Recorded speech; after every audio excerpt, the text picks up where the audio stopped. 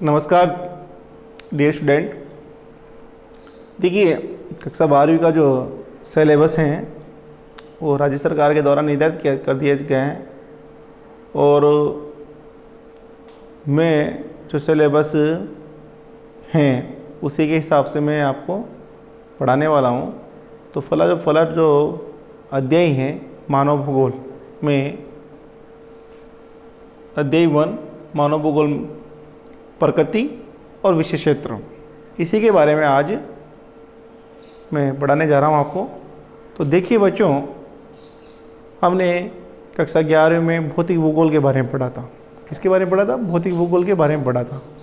और 12वीं में मानव भूगोल, और मानव भूगोल का जो क्षेत्र है वो बहुत बड़ा व्यापक क्षेत्र है। और तो हम कक्षा 12वीं का जो है अध्याय 1 मानव भूगोल, उसी के बारे में मैं पढ़ने जा रहे हैं। और इसको आप धैर्य के साथ इस वीडियो को देखिए, आपको बिल्कुल समझ में आएगा।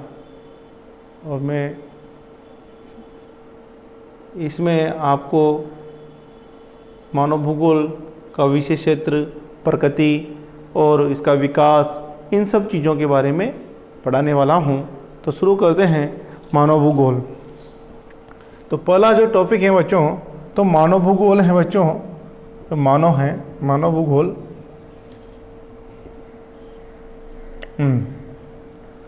देखिए, मानव भूगोल को भूगोल की आधारभूत शाखा माना जाता है। यानी कि जो मानव भूगोल है वो भूगोल की क्या है? आधारभूत शाखा है। यानी कि ये मानव भूगोल की बच्चों आधारभूत शाखा है। कौन सी शाखा है? आधारभूत। यानी कि इसका क्षेत्र बहुत ज़्यादा व्यापक है। ये मानव भूगोल को भूगोल की आधारभूत शाखा माना जाता है। और हम इसकी प्रकृति के बारे में अध्ययन करेंगे, विशेष क्षेत्र के बारे में अध्ययन करेंगे। और तो हम देखते हैं कि मानव भूगोल कैसा है, कि भूगोल का आधारभूत शाखा माना जाता है। तो हम इसके अर्थ, इनके बारे में देखेंगे। तो देखिए बच्चों, तो मानव भूगोल क्या है? ये भूगोल की आधारभूत शाखा है। और भूगोल पृथ्वी का मानव ग्रह के रूप में अध्ययन करता है। भूगोल पृथ्वी का मानव ग्रह के रूप में क्या करता है? अध्ययन करता है। भूगोल की दो प्रमुख शाखा हैं, एक तो है भौतिक भूगोल और दूसरी है मानव भूगोल। तो आपको पता है कि भौतिक भूगोल में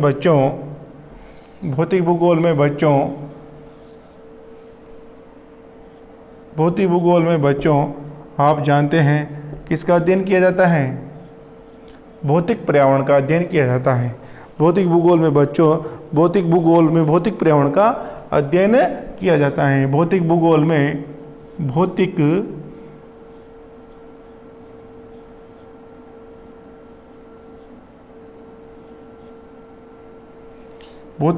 बच्चों भौतिक पर्यावरण का अध्ययन किया जाता है।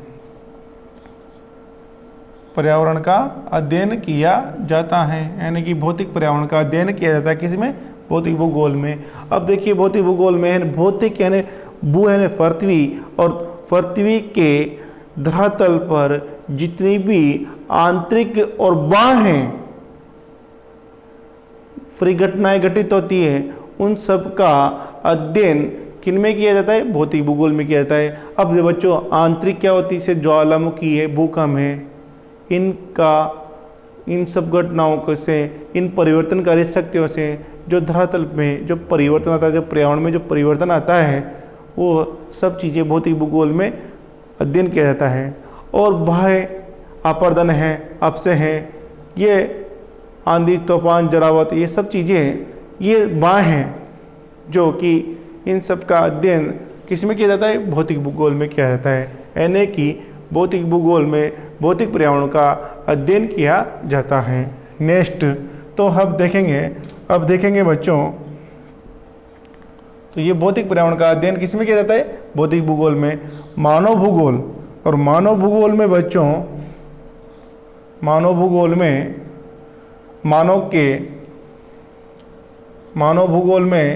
मानव के जो पर्यावरण के साथ जो अंतर संबंध हैं, मानव भूगोल में मानव के जो पर्यावरण के साथ अंतर संबंध है उनका अध्ययन किया जाता है। मानव के द्वारा जो आर्थिक क्रियाकलाप किए जाते हैं उन सब का अध्ययन मानव भूगोल में किया जाता है। अब इनका अलग अलग क्षेत्र हो सकते हैं, जैसे आर्थिक भूगोल है, सामाजिक भूगोल है, सांस्कृतिक भूगोल है, इन सब का परिवहन भूगोल है, इन सब का अलग अलग हम पारदर्शिक रूप से अध्ययन कर सकते हैं। परंतु मानव भूगोल में मानव के आर्थिक क्रियाकलापों को, मानव के आर्थिक क्रियाकलापों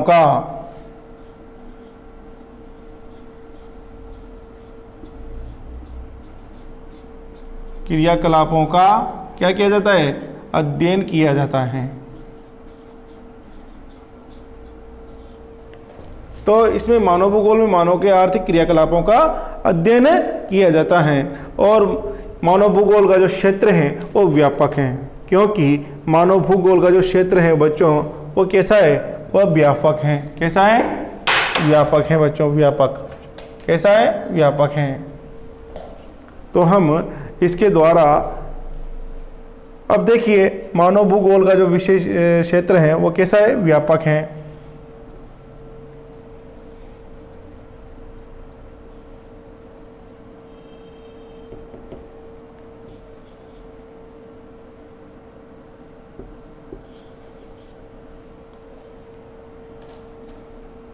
तो जो मानव भूगोल का जो क्षेत्र है वो व्यापक है। अब हम आगे देखते हैं कि भाई मानव भूगोल मानवीय तथ्यों का अध्ययन आता है। तो मानव भूगोल में बच्चों, मानव भूगोल में मानवीय तथ्यों का अध्ययन आता है। मानवीय तथ्यों का क्या आता है? अध्ययन आता है। इसमें मानवीय तथ्य, मानवीय क्रियाकलाप, मानवीय सभी चीज़ों का इसमें ये आता है। और हम ये मानव पर्यावरण के मध्य अंतर संबंधों को बताता है। ये मानव पर्यावरण के मध्य अंतर संबंधों को बताता है। कृषि, पशुपालन, उद्योग, व्यवसाय किए जो आते हैं जाते हैं, परिवहन, संचार और व्यापार इसके अंदर आते हैं। यानी कि इस मानव भूगोल में कृषि, व्यवसाय, परिवहन सब कुछ यानी मानव के द्वारा जितनी भी आर्थिक क्रियाएं की जाती हैं बच्चों, उन सबको अध्ययन किस में किया जाता है? मानव भूगोल में किया जाता है। अब नेक्स्ट है मानव भूगोल के अंतर्गत निम्न तथ्यों का अध्ययन किया जाता है।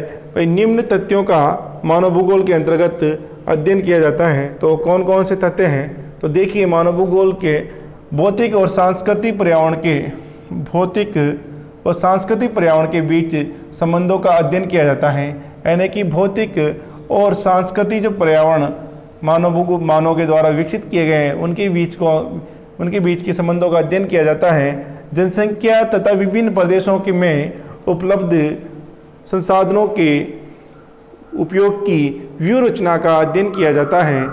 जनसंख्या तथा विभिन्न प्रदेशों में उपलब्ध संसाधनों के उपयोग की व्यू रचना का अध्ययन किया जाता है। अब संसाधन किसे कहेंगे बच्चों? कि पर्यावरण में उपलब्ध प्रत्येक वस्तु जो मानव की आवश्यकताओं की पूर्ति करती हैं,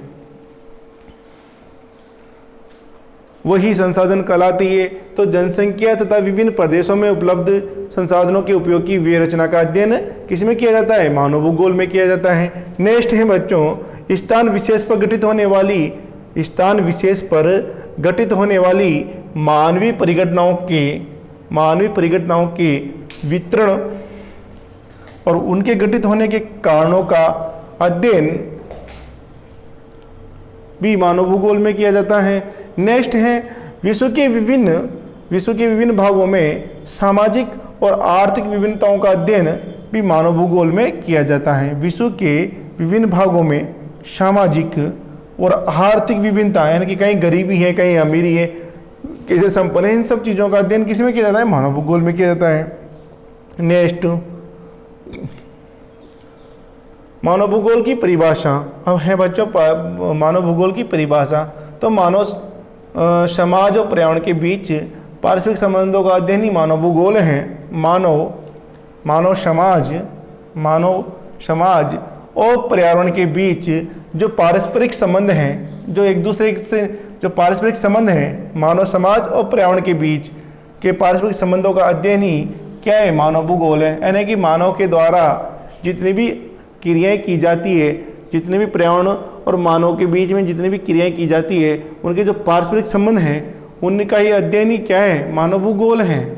अब रेटजेल महोदय हैं, ये इनके अनुसार इन्होंने कहा कि मानव भूगोल इनके अनुसार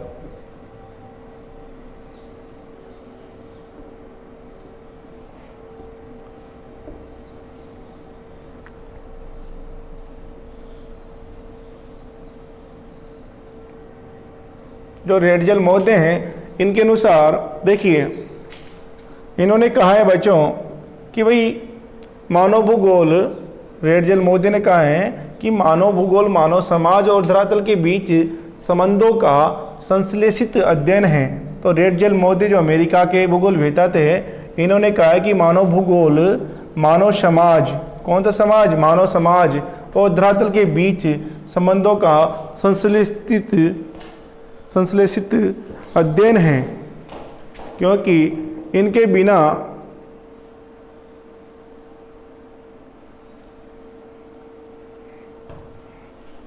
ये संश्लेषित अध्ययन है। ये इनकी शिष्या एलन शैम्पल के अनुसार रेटजेल महोदय की शिष्या थी, तो ये नियतिवादी थी, और ये जो नियतिवादी थी, और ये इन्होंने कहा, इनकी रेटजेल महोदय की शिष्या थी ये एलन शैम्पल, कि मानव भूगोल अस्थिर पृथ्वी और क्रियाशील मानव के, यानी पृथ्वी कैसी है बच्चों, अस्थिर है, पृथ्वी परिक्रमा कर रही है, परिभ्रमण कर रही है, तो मानव भूगोल अस्थिर पृथ्वी और क्रियाशील, कौन सा मानव, और क्रियाशील मानव के बीच, मानव कैसा है, क्रियाशील मानव के बीच परिवर्तनशील संबंधों का अध्ययन है। तो एलन सैम्पल के अनुसार मानव भूगोल अस्थिर पृथ्वी और क्रियाशील मानव के बीच परिवर्तनशील संबंधों का क्या है, अध्ययन है। ये फ्रांस के जो हैं, फ्रांस के विडला डी लाब्लास एक प्रसिद्ध फ्रांसीसी मानव भूगोलवेत्ता थे, और जिन्होंने संभववाद की नींव रखी। इन्होंने किसकी नींव रखी, इन्होंने संभववाद की नींव रखी, यानी कि ये संभववादी थे और एलन सैम्पल नियतिवादी थी। तो ये ब्लॉक्स के अनुसार फ्रांस के थे, तो ये संभववाद की नींव रखी ने।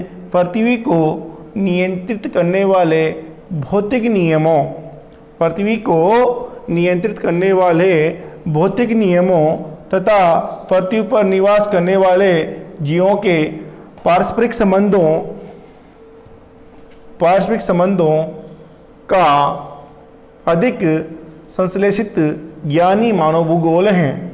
यानी कि ब्लांस महोदय ने कहा है कि पृथ्वी को नियंत्रित करने वाले भौतिक नियम, कौन से नियम, भौतिक नियमों तथा पृथ्वी पर निवास करने वाले जीवों के पारस्परिक संबंधों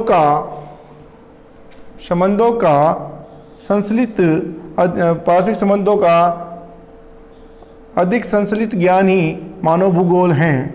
तो ये हो गया बच्चों। अब नेक्स्ट है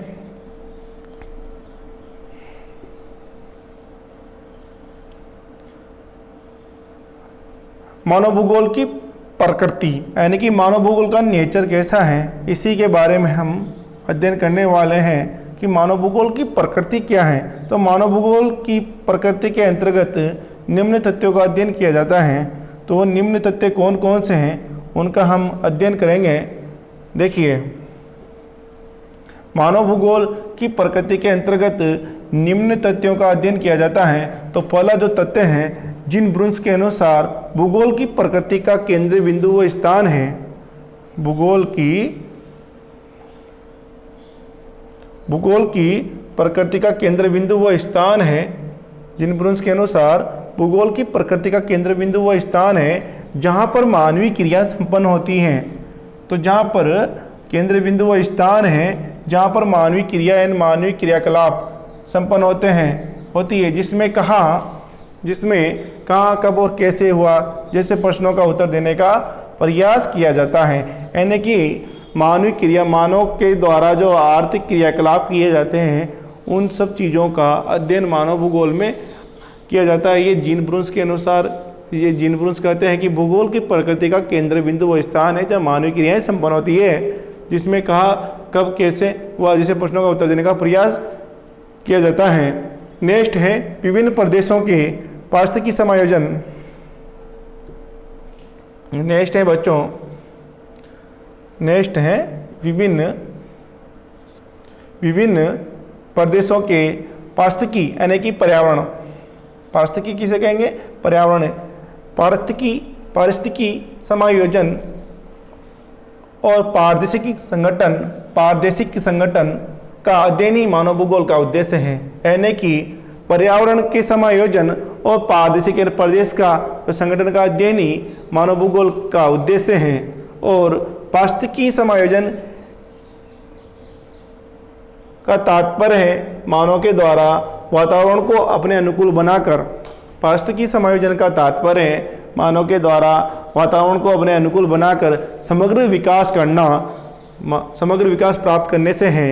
यानी कि पारिस्थितिकी समायोजन से तात्पर्य है बच्चों, ये आ सकता है आपके क्वेश्चन कि पारिस्थितिकी समायोजन क्या होता है, तो आपका जवाब होगा का तात्पर्य है कि मानव के द्वारा वातावरण को अपने अनुकूल बनाकर समग्र विकास प्राप्त करने से है। मानव का ये विकास वातावरण के साथ अनुकूलन और रूपांतरण की क्रिया के द्वारा करता है। मानव ये विकास वातावरण के साथ अनुकूलन रूपांतरण की क्रिया के द्वारा करता है। अब नेक्स्ट है बच्चों, मानव भूगोल में क्षेत्र संगठन से तात्पर्य है। मानव भूगोल में क्षेत्र संगठन से तात्पर्य है कि जनसंख्या, प्रदेश, संसाधनों के उपयोगी की रणनीति से है। यानी कि मानव भूगोल में जो क्षेत्र संगठन से तात्पर्य है बच्चों कि जनसंख्या से है, प्रदेश से हैं, संसाधनों के उपयोग करने की रणनीति से हैं। तो ये मानव भूगोल के क्षेत्र संगठन से ये तात्पर्य है। अब नेक्स्ट है मानव भूगोल में मानव तथा वातावरण का विश्लेषण और उनके पारस्परिक क्रियाशील संबंधों का पारदर्शिक अध्ययन होता है। यानी कि मानव भूगोल में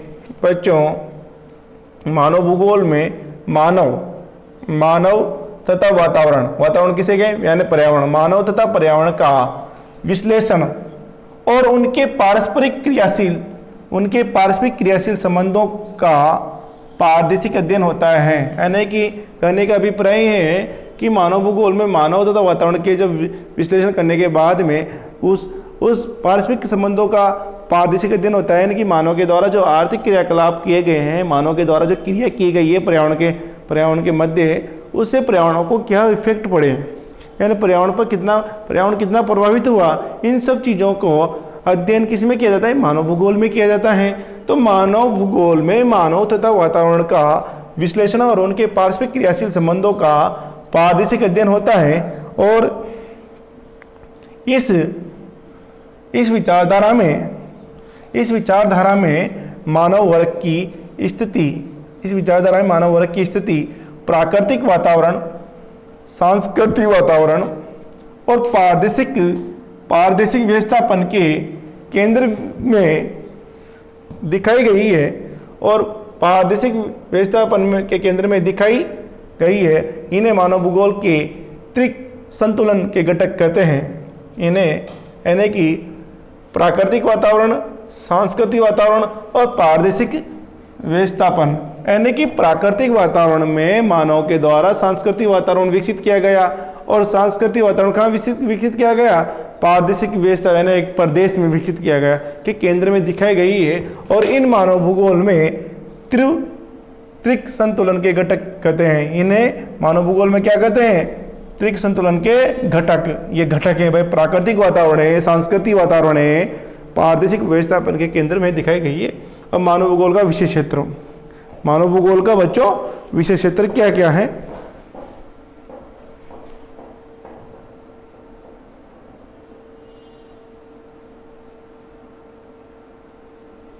मानव भूगोल का विशेष क्षेत्र क्या है, इसी के बारे में हम देखेंगे कि भाई मानव भूगोल का विशेष क्षेत्र क्या है।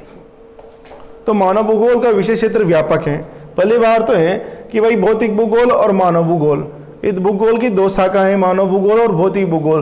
तो मानव के द्वारा ही इस पर्यावरण में के अंतर्गत मानव पर्यावरण के अंतर संबंधों का अध्ययन ही मानव भूगोल में किया जाता है। तो मानव भूगोल का क्षेत्र क्या है? व्यापक है। क्या है? क्षेत्र व्यापक है। तो मानव भूगोल का विशेष क्षेत्र क्या है? व्यापक है। कौन? और व्यापक है। हेटिगटन ने मानव भूगोल की विषय वस्तु को दो मुख्य भागों में विभाजित किया गया है। यानी हेटिगटन महोदय हुए, इन्होंने भूगोल जो मानव भूगोल की विषय वस्तु को दो मुख्य भागों में विभाजित किया है। तो वह है भौतिक दशाएं और मानवीय अनुक्रियाएं। भौतिक दशाएं और मानवीय अनुक्रियाएं। तो भौतिक दशा के अंतर्गत बच्चों आपको पता है कि इसके अंतर्गत जलवायु, भौतिक दशा में क्या क्या आते हैं? इसके अंतर्गत जलवायु आती है, ऊंचा आते हैं, अफवाह प्रणाली आती है, प्राकृतिक संसाधन अध्ययन किया जाता है। तो ये सब की चीज़ें इसके अंतर्गत आती है, भौतिक दशा के अंतर्गत। और हम देखेंगे अब मानवीय अनुक्रिया। तो इसके अंतर्गत बच्चों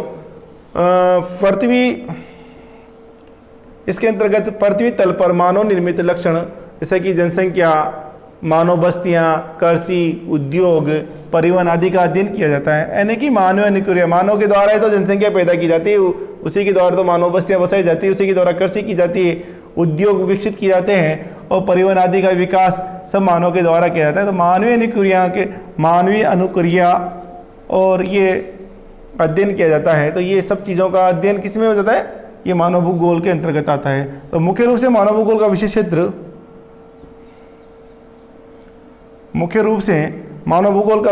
विशेष क्षेत्र के अंतर्गत निम्न 6 तथ्यों को सम्मिलित किया जाता है। तो पहला तथ्य है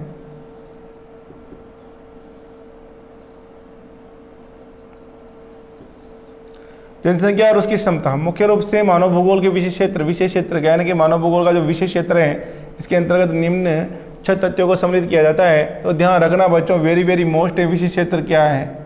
ये क्या है? मोस्ट है। तो इसका विशेष क्षेत्र देखिए, तो इसका विशेष क्षेत्र है जनसंख्या और उसकी क्षमता के बारे में, प्रदेश के प्राकृतिक संसाधनों के बारे में, सांस्कृतिक वातावरण के तथ्यों को सम्मिलित किया जाता है। तो मुख्य रूप से मानव भूगोल के विशेष क्षेत्र के अंतर्गत 6 तथ्यों को सम्मिलित किया जाता है। कौन कौन से?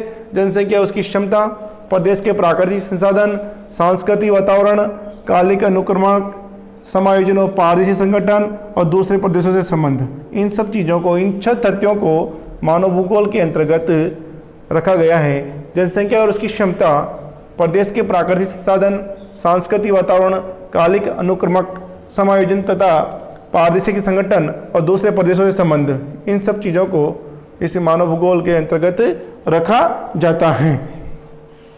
अब इनका हम एक एक करके विस्तार से अध्ययन करेंगे नेक्स्ट टॉपिक में। धन्यवाद।